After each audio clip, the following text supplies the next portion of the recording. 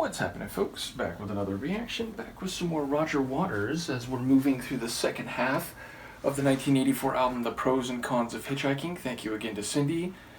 And the next track is eccentrically titled Dunroamin, Duncarin, Dunlivin, though they're all written phonetically and they actually look like Scottish surnames or something like that. But yeah, the idea of essentially just throwing up your hands, giving up, resigning yourself to whatever may come and not seeking, not looking, not trying to find. Now, again, this opening thought about the title would be more generalized than a lot of other albums, but given the story that's been unfolding, which again, I've been struggling to sort of follow, which is a testament to the singularity, like stream of consciousness of the album. And again, once I finish this, I will sit down and listen to the whole album in full. It's just not conducive to the way that I shoot reaction videos to do it all in one.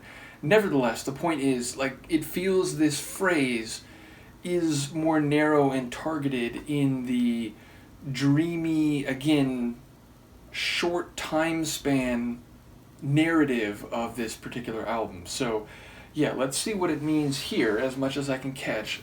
Dunroamin, Duncarin, Dunlivin by Roger Waters from his album The Pros and Cons of Hitchhiking.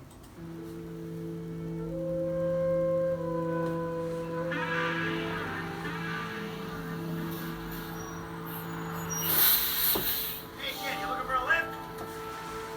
Yeah, I'm up here. How's it going, good buddy?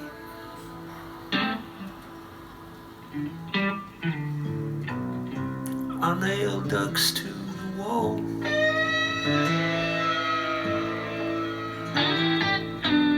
Kept my heart in dark ruins.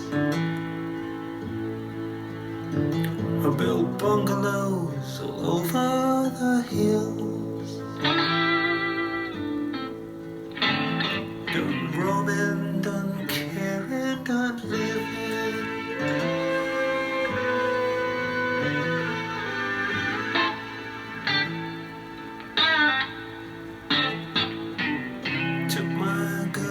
To the country to sleep out under the moon.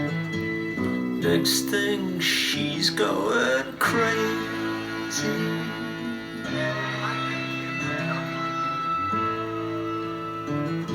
She waits for the real Mr.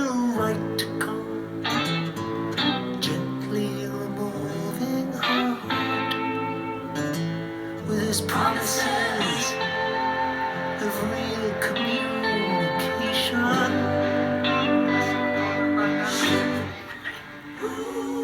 He's always picking up the tab and building a bungalow for his mama and dad.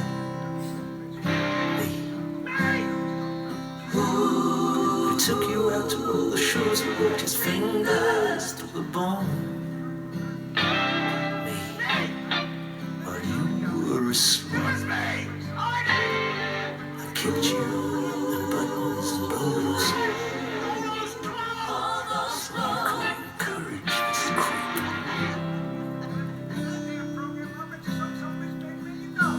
With his neat feet and his clean fingernails, with his wise but twinkling eyes, he's a rock standing out in an ocean of doubt. Uncompromised! I'd like to go with a spit in the sun, describing the schmuck. I'd like to go.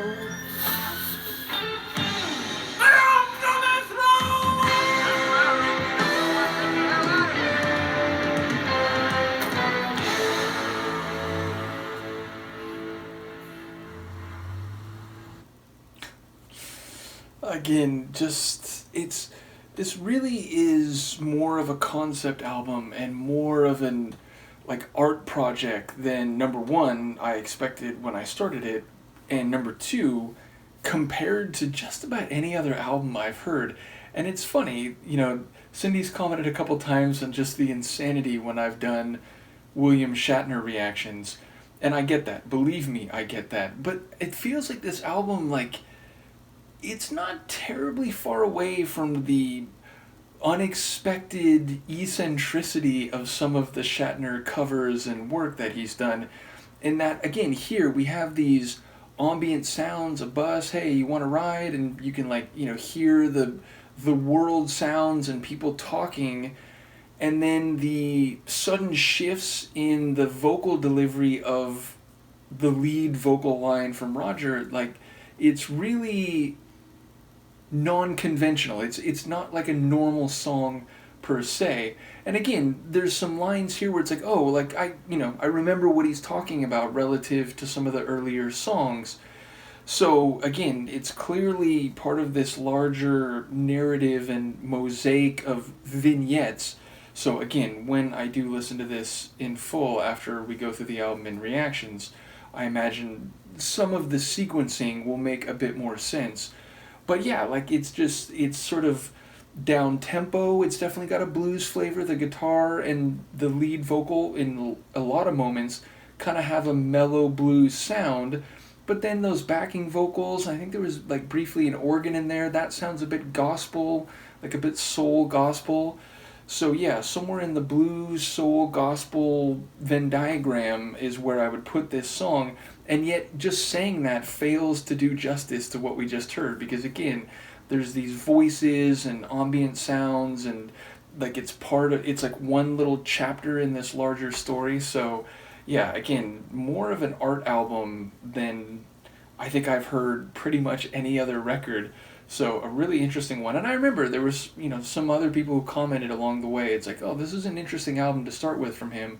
But in a way, I think it's very informative and ultimately, knowing a tiny bit of the Pink Floyd catalog, it does make me wonder, what went into the songwriting and composition of that group. And again, I know in recent years, Gilmour and Roger have had their, public disagreements and so on. So yes, ultimately, I try to like focus on the given music that I'm reacting to, but when you do know a bit about meta reality of, a band's catalog or the dynamics of a group and so on, inevitably those come to your head. Either way, the point is this is a really crazy album, and this track is another perfect example of that. So, yeah, do we have 3 left? Let me see how many we have left. Yeah, we got 3 left. When we come back the next time, it's the pros and cons of Hitchhiking Part 10. So, yeah, we definitely... And that's another thing, the numbering of parts and, Part 2 coming before Part 1 when it comes to, for the first time today. That was an interesting and surprise feature. But yeah, after that we'll have Every Stranger's Eyes, and then finally The Moment of Clarity is how we'll finish. So yeah, we're getting close to the end. Thank you again to Cyndi, both for the CD and for the patience. Let me know what you think, and I will see you next time. Peace.